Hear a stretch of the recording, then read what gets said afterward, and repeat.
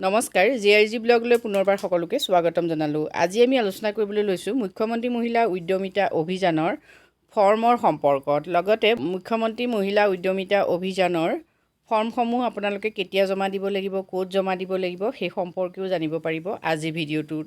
ইয়াৰ উপৰিও এই ফৰ্মখনৰ লগত আপোনালোকে কি ডকুমেণ্টছ দিব সেই সম্পৰ্কেও জানিব পাৰিব। তাৰ লগতে আপোনালোকে বহুতে কমেণ্ট কৰি কেইবাটাও প্ৰশ্ন সুধিছিল, সেই প্ৰশ্নসমূহৰ উত্তৰো আজিৰ ভিডিঅ'টোৰ জৰিয়তে আপোনালোকে জানিব পাৰিব। মুখ্যমন্ত্ৰী মহিলা উদ্যমিতা অভিযানৰ মূল লক্ষ্য আৰু উদ্দেশ্য ইতিমধ্যে আপোনালোক সকলোৰে অৱগত। যিহেতু এই সম্পৰ্কত আমি কেইবাটাও ভিডিঅ' প্ৰস্তুত কৰিছোঁ, মহিলাসকলক উদ্যোগী কৰি গঢ়ি তোলাৰ উদ্দেশ্য আগত ৰাখি চৰকাৰে যিহেতু এই আঁচনিখন আনিছে।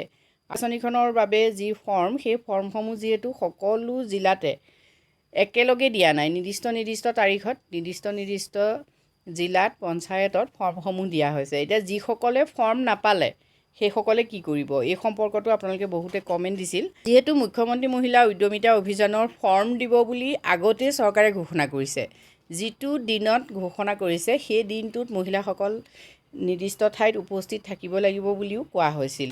গতিকে যিসকলে ফৰ্ম নাপালে তেখেতসকলে এতিয়া কি কৰিব, সেই সম্পৰ্কত আপোনালোকে আপোনালোকৰ ভিঅ'ৰ প্ৰেছিডেণ্ট ছেক্ৰেটৰীৰ লগত কথা পাতিব পাৰে। যি ফৰ্মখন ইংলিছত আপোনালোকে পূৰাব নে অসমীয়াত পূৰাব। ফৰ্মখন যিহেতু ইংলিছ আৰু আছামিজ দুয়োটা লেংগুৱেজতে আছে, গতিকে আপোনালোকে আপোনালোকৰ সুবিধা মতে যদি ইংলিছত পূৰায় তেতিয়াহ'লে কেপিটেল লেটাৰত সকলোবোৰ লিখিব, তেতিয়া স্পষ্ট হয়। আৰু অসমীয়াতটো পূৰালে কথা নাই, মাত্ৰ স্পষ্টকৈ লিখিব যাতে কথাখিনি ধৰিব পাৰে। সেইটো এটা আপোনালোকে যিহেতু প্ৰশ্ন কৰিছিল। তাৰ উপৰিও আপোনালোকৰ বহুতে প্ৰশ্ন কৰিছিল যে ফৰ্মখনত আপোনালোকে লগত কি দিব লাগিব। ফৰ্মখনৰ লগত কি দিব লাগিব সেই কথাখিনি ফৰ্মখন এবাৰ পুনৰ আলোচনা কৰি দিছোঁ, তেতিয়া আপোনালোকে গম পাব যে ফৰ্মখনৰ লগত আপোনালোকে কি ডকুমেণ্টছ দিব লাগিব। ফৰ্মসমূহ 3, 4, 5 মাৰ্চত জমা দিব লাগিব। গতিকে যদি আপোনালোকে এতিয়াও ফৰ্মসমূহ ফিল আপ কৰা নাই তেতিয়াহ'লে আপোনালোকে ফৰ্মসমূহ ফিল আপ কৰি থ'ব। ফৰ্মখন চাওক, প্ৰথম আছে আত্মসহায়ক গোটৰ সদস্যাৰ নাম। আপোনালোকে আপোনালোকৰ নামটো স্পষ্টকৈ লিখিব। যদি ইংৰাজীত লিখে কেপিটেল লেটাৰ লিখিব। নেক্সট আহিলে আত্মসহায়ক গোটৰ নাম। ইয়াত আপোনালোকে আত্মসহায়ক গোটৰ নাম লিখিব, যিটো গোটত আপুনি ইতিমধ্যে আছে সেই গোটটোৰ নাম লিখিব। নেক্সট আহিলে আত্মসহায়ক গোটৰ MIS কোড।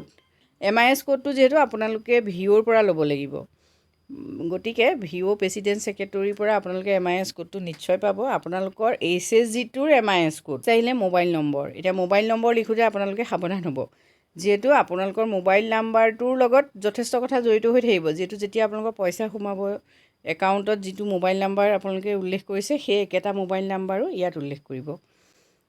আৰু নেক্সট আহিলে জাতি। এতিয়া কাষ্টৰ ক্ষেত্ৰত চাওক, সাধাৰণ হ'লে আপোনালোকে সাধাৰণৰ এই যিটো ঘৰ, এই ঘৰটোত আপোনালোকে টিক চিন দিব, ৰাইট চিন দিব। কিন্তু এই ঘৰটোৰ বাহিৰলৈ আপোনালোকে ৰাইট চিনটো নিদিব, যিহেতু ঘৰটোৰ ভিতৰতে সৰুকৈ ৰাইট চিনটো দিব। অন্যান্য পিছপৰা শ্ৰেণী যদি তেতিয়াহ'লে আপোনালোকে এইটো ঘৰত দিব। নেক্সট অনুসূচিত জনজাতি, তেতিয়া এইটো ঘৰত। নেক্সট অনুসূচিত জাতি যদি, তেতিয়াহ'লে আপোনালোকে ইয়াত ৰাইট চিন দিব। নেক্সট আহিলে আবেদনকাৰী মৰাণ মটক জনগোষ্ঠীৰ অন্তৰ্ভুক্ত হয় নেকি। যদি হয় তেতিয়াহ'লে হয় ঘৰত আপোনালোকে টিক চিন দিয়ক, যদি নহয় ঘৰত টিক চিন দিব। নেক্সট আহিলে আবেদনকাৰী চাহ জনজাতিৰ অন্তৰ্ভুক্ত নেকি। যদি হয় তেতিয়াহ'লে আপোনালোকে হয়ত ৰাইট চিন দিব আৰু নহয় হ'লে নহয়ত দিব। Saving bank account number. এতিয়া আপোনালোকৰ বেংকৰ যিটো একাউণ্ট নাম্বাৰ, সেই একাউণ্ট নাম্বাৰটো আপোনালোকে ইয়াত ধুনীয়াকৈ ভৰাব। একাউণ্ট নাম্বাৰটো ভৰাওঁতে কিন্তু আপোনালোক সাৱধান হ'ব যে বহুতে আপোনালোকে এই কথাটো কৈছিলে যে হোৱাইটেনাৰ মাৰিলে হ'বনে নহয়। কথাটো এনেকুৱা যে হোৱাইটেনাৰ আপোনালোকে পৰাপক্ষত ইউজ নকৰিব। হোৱাইটেনাৰ নেমাৰিলেই নহয়, তেতিয়াহ'লেতো উপায় নাই। কিন্তু আপোনালোকে পৰাপক্ষত হোৱাইটেনাৰ ইউজ নকৰাকৈ কামটো কৰিবলৈ চেষ্টা কৰক। আৰু সংখ্যাবোৰ সদায় কি হয় স্পষ্টকৈ লিখিব। একাউণ্ট নম্বৰটোৱে যিহেতু ইয়াত গুৰুত্বপূৰ্ণ, একাউণ্ট নম্বৰ খেলিমেলি হোৱাৰ বাবেও কি হয়, প্ৰায়বোৰ স্কিমৰ পইচা মানুহে নাপায় সময়ত। গতিকে আপোনালোকে একাউণ্ট নাম্বাৰটো দিওঁতে সাৱধান হ'ব। গোটাকৈ ধুনীয়াকৈ সংখ্যাকেইটা আপোনালোকে ইয়াত লিখিব। আৰু একাউণ্ট নাম্বাৰটো আপোনালোকে সংখ্যাবোৰ কিন্তু অসমীয়াত নিলিখিব। যদি ফৰ্মখন অসমীয়াত ফিল আপ কৰে সংখ্যাবোৰ ইংৰাজীতে লিখিব। নেক্সট আহিলে বেংকৰ নাম। এতিয়া বেংকৰ নাম আপোনালোকে ধুনীয়াকৈ লিখিব, কেপিটেল লেটাৰত বেংকৰ নাম লিখিব। নেক্সট আহিলে শাখাৰ নাম, ব্ৰাঞ্চ নেম, মানে আপোনালোকৰ যিটো শাখা তাৰ নাম দিব। Next IFS code. এতিয়া এই IFS কোডটো বহুত গুৰুত্বপূৰ্ণ হয়। এই কোডটো যদি আপোনালোকে ভুলকৈ দিয়ে তেতিয়াও আপোনালোকৰ খেলিমেলি হ'ব। IFS কোডটোৰ লগত কিছুমান কথা জড়িত হৈ থাকে। ইংৰাজীত সংখ্যা কেইটামান থাকে, আকৌ তাতে ইংৰাজীত আখৰো থাকে। কেতিয়াবা এনেকুৱা হয়, ধৰি লওক আপোনালোকে 02, এতিয়া 02 0 নে O সেইটো চাব। কেতিয়াবা কি হয়, আমি 02 ঠাইত O বহাই দিওঁ, বা অ'টো আমি 0 বুলি ভাবি লওঁ। IFS কোডটো দিওঁতে বহুত খেলি মেলি হয়, গতিকে আপোনালোকে সেই কথাটো মন কৰিব। নেক্সট আহিলে গাঁও। এতিয়া আপোনাৰ গাঁও কি সেইটো আপোনালোকে উল্লেখ কৰিব। এতিয়া নেক্সট আহিলে গাঁও পঞ্চায়ত বা গাঁও পৰিষদ উন্নয়ন সমিতি বা গাঁও উন্নয়ন সমিতি বা MSC সমষ্টিৰ নাম। এতিয়া এইখিনিৰ ভিতৰত আপোনালোকে যিটো গাঁও পঞ্চায়ত, আপোনালোকৰ যিটো পঞ্চায়ত, সেই পঞ্চায়তটো আপোনালোকে নামটো উল্লেখ কৰিলেই হ'ল। নেক্সট আহিলে উন্নয়ন খণ্ডৰ নাম। এতিয়া আপোনালোকৰ যিটো ব্লকটোৰ নাম কি সেইটো ইয়াত আপোনালোকে লিখিব। নেক্সট আহিলে জিলাৰ নাম আপোনালোকে লিখিলে। নেক্সট আহিলে বিধানসভা সমষ্টিৰ নাম। এতিয়া বিধানসভা সমষ্টিৰ নামৰ ক্ষেত্ৰত এটা গুৰুত্বপূৰ্ণ কথা মন কৰিব, শেহতীয়া সমষ্টি পুনৰ নিৰ্ধাৰণ আয়োগৰ প্ৰতিবেদন অনুসৰি আপোনাৰ সমষ্টি যদি সলনি হৈছে, তেতিয়াহ'লে আপুনি কিন্তু সেই সমষ্টিৰ নামহে ইয়াত উল্লেখ কৰিব লাগিব। নেক্সট আহিলে ফটোযুক্ত ভোটাৰ পৰিচয় পত্ৰ নং। এতিয়া আপোনাৰ ভোটাৰ যিখন কাৰ্ড হয়, সেই কাৰ্ডখনত নম্বৰ থাকে, ফটোযুক্ত ভোটাৰ পৰিচয় পত্ৰ নং, গতিকে আপুনি তাত সেই নম্বৰটো ইয়াত ভৰাই দিব। নেক্সট আহিলে ভোট গ্ৰহণ কেন্দ্ৰৰ নাম, ভোট দিয়েগৈ সেই কেন্দ্ৰটোৰ নাম লিখিব। নেক্সট আহিলে ভোট গ্ৰহণ কেন্দ্ৰ নং। এতিয়া নংটো কি, যিহেতু প্ৰতিটো ভোট গ্ৰহণ কেন্দ্ৰৰে নম্বৰ থাকিব, গতিকে আপোনালোকে নম্বৰটো ভৰাব। নেক্সট আহিলে সন্তানৰ সংখ্যা, যদি প্ৰযোজ্য হয়, এই আঁচনিৰ সুবিধা কোনে কোনে পাব সেই সম্পৰ্কত কিছুমান নিয়মাৱলী ইতিমধ্যে চৰকাৰে ঠিক কৰি দিছিল। যদি প্ৰযোজ্য হয়, তেতিয়াহে আপুনি সন্তানৰ সংখ্যা ইয়াত উল্লেখ কৰিব লাগে। এতিয়া আপোনাৰ সন্তানৰ ইয়াত যিহেতু সেই কথাটো আপোনাক বহুতে সুধিছিলে যে যিসকলৰ সন্তান নাই তেখেতসকলে কি লিখিব, তেখেতসকলেও ইয়াত একো লিখিব নালাগে। নেক্সট আহিলে বিদ্যালয়লৈ যোৱা 3 পৰা 14 বছৰ বয়সৰ কন্যা সন্তানৰ সংখ্যা, যদি প্ৰযোজ্য হয়। এতিয়া যদি আপোনাৰ 3 পৰা 14 বছৰ বয়সৰ কন্যা সন্তান আছে, তেতিয়াহ'লে আপোনালোকে ইয়াত কি দিব, যোৱা সংখ্যা, বিদ্যালয়লৈ যোৱা কন্যা সন্তানৰ সংখ্যা। তেতিয়া আপোনালোকে ইয়াত বোলে এগৰাকী আছে, এগৰাকী দিলে বোলে 2গৰাকী আছে, তেতিয়া 2গৰাকী দিব, সেইটো আপোনালোকে উল্লেখ কৰিব। আৰু যদি নাই, তেতিয়া আপোনালোকে ইয়াত একো উল্লেখ কৰিব নালাগে। আহিলে বিদ্যালয়ত কন্যা সন্তানৰ নামভৰ্তি কৰোৱা হৈছেনে নাই, যদি প্ৰযোজ্য হয়। এতিয়া যদি আপোনাৰ কন্যা সন্তান আছে, তেতিয়াহ'লে আপোনালোকে হয় বুলি দিব, আৰু যদি নহয় তেতিয়াহ'লে নহয় বুলি দিব। মানে যদি নাই, তেতিয়া আপোনালোকে নাই বুলিয়ে দিব। আহিলে অমৃত বৃক্ষ আন্দোলনত ৰোপণ কৰা গছপুলিকেইটা জীয়াই আছে আৰু ডাঙৰ হৈছেনে। এতিয়া হয় বোলে জীয়াই আছে, তেতিয়াহ'লে হয়, যদি নাই তেতিয়াহ'লে নহয়। নেক্সট আহিলে যদি নহয়, সেই ঠাইত নতুন গছপুলি ৰোপণ কৰা হৈছেনে নাই। যদি ৰুইছে আপুনি, তেতিয়া হয়ত দিব, যদি নাই ৰুৱা তেতিয়া নহয়ত দিব। নেক্সট আহিলে 2021 চনৰ আগতে লোৱা মাইক্ৰ' ফাইনেন্স ঋণৰ বাহিৰে আত্মসহায়ক গোট, গ্ৰাম্য সংগঠন, মণ্ডল পৰ্যায়ৰ সংগঠন, বেংক বা আন কোনো বিত্তীয় প্ৰতিষ্ঠানৰ পৰা লোৱা যিকোনো ঋণ পৰিশোধ কৰা হোৱা নাই নেকি। এতিয়া এইটো এটা গুৰুত্বপূৰ্ণ, এই সম্পৰ্কত আপোনালোকে বহুতে প্ৰশ্ন কৰিছিল যে আপোনালোকে কি ক'ব, যদি মাইক্ৰ' ফাইনেন্সৰ ঋণ আপোনাৰ দিবলৈও আছে, তেতিয়াহ'লে সেইটো ইয়াত কোৱা নাই। মানে মাইক্ৰ' ফাইনেন্স ঋণৰ বাহিৰে বুলি দিয়ে দিছে। আপুনি অন্যান্য আত্মসহায়ক গোট বা গ্ৰাম্য সংগঠন, মণ্ডল সংগঠনৰ পৰা যদি আপুনি ঋণ লৈছে বা বেংকৰ পৰা যদি ঋণ লৈছে আপুনি, আৰু ঋণ যদি পৰিশোধ কৰা হোৱা নাই, তেতিয়াহ'লে আপোনালোকে হয় দিব, আৰু যদি পৰিশোধ কৰিছে নহয়ত লিখিব। এই প্ৰশ্নটো এটা আচলতে অলপ জটিলকৈ প্ৰশ্নটো সোধা হৈছে, যে যদি আপুনি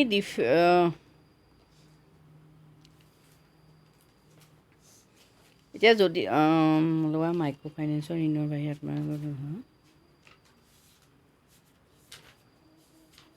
পৰিশোধ কৰা যদি আপোনালোকৰ হোৱা নাই, তেতিয়াহ'লে আপোনালোকে নহয়ত দিব, আৰু যদি পৰিশোধ কৰিলে তেতিয়াহ'লে পৰিশোধ কৰা হোৱা নাই নেকি, হয় নাই নেকি। এই প্ৰশ্নটো যিহেতু অকণমান জটিলকৈ ইয়াত দিয়া হৈছে, আপোনালোক বহুতেই ক্ষেত্ৰত প্ৰশ্ন সুধিছিলে।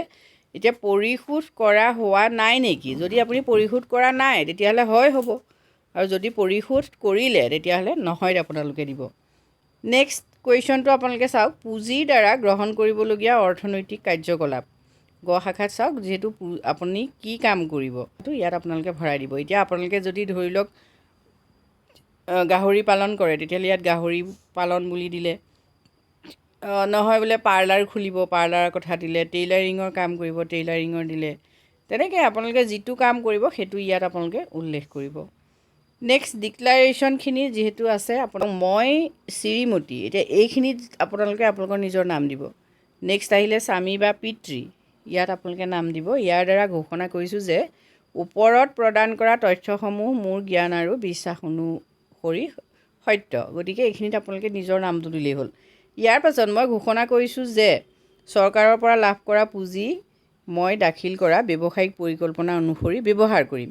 এতিয়া এই কথাটোতে আপোনালোকে এটা কথা মন কৰিব যে ব্যৱসায়িক পৰিকল্পনা আপোনালোকে দিবই লাগিব, মানে বিজনেছ প্লেনখন আপোনালোকে বনাই দিবই লাগিব। যিহেতু ইয়াত আপোনালোকে উল্লেখেই কৰিছে ব্যৱসায়িক, আপুনি কি ব্যৱসায় কৰিব ওপৰত হেডলাইন আছে, কিন্তু ব্যৱসায়িক পৰিকল্পনা যিহেতু আপুনি অনুসৰি ব্যৱহাৰ কৰিম বুলি কৈছে, গতিকে ব্যৱসায়িক বিজনেছ প্লেনখন আপোনালোকে লগত দিব লাগিব। এতিয়া বিজনেছ প্লেন কেনেকৈ বনাব, কেনেকৈ সেইখন পূৰণ কৰিব, সেই সম্পৰ্কে মই কেইবাটাও ভিডিঅ' দিছোঁ, আপোনালোকে মোৰ চেনেলতে ভিডিঅ'খিনি চাব পাৰিব।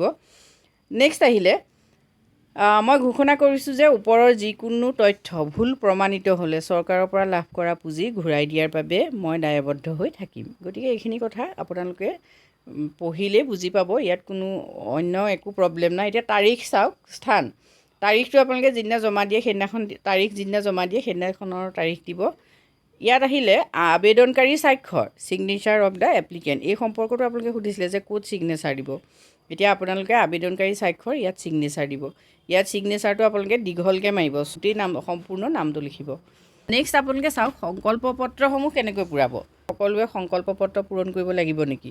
এতিয়া এইখন সংকল্প পত্ৰ 1, ইয়াৰ দ্বাৰা মই শ্ৰীমতী নিজৰ নাম লিখিব। তাৰপিছতে আপুনি যদি বিবাহিতা তেতিয়াহ'লে স্বামীৰ নাম, যদি আপুনি বিবাহিতা নহয় তেতিয়াহ'লে পিতাৰ নাম লিখিব। আপোনাৰ বয়স কিমান বছৰ সেইটো দিলে, আৰু আত্মসহায়ক গোটৰ কোনটো আত্মসহায়ক গোট, আত্মসহায়ক গোটটো এইখিনিত নাম লিখিলে।